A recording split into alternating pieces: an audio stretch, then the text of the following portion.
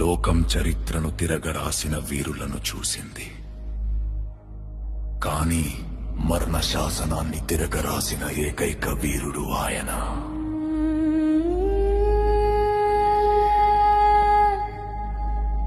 శత్రువుని కత్తితో చంపడం కాదు, తన ప్రాణాన్ని బలిగా ఇచ్చి ఆ శత్రువులోని శత్రుత్వాన్ని చంపిన మహాయోధుడు. దూషించిన నోళ్లు దీవించబడ్డాయి, అవమానించిన చేతులు ఆశీర్వదించబడ్డాయి.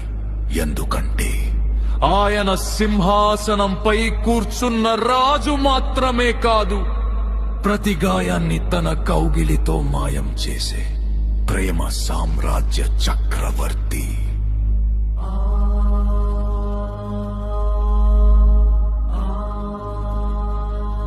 మరణం ఆయనను బంధించాలనుకుంది, కాని ఆ మరణానికే మరణం రుచి చూపించి సమాధిని బద్దలు కొట్టుకుని వచ్చిన మృత్యుంజయుడు పగవాడికి ధైర్యాన్ని, అలసిన గుండెకు ఆలింగనాన్ని ఇచ్చే ఏకైక ఆశ్రయం ఆయన.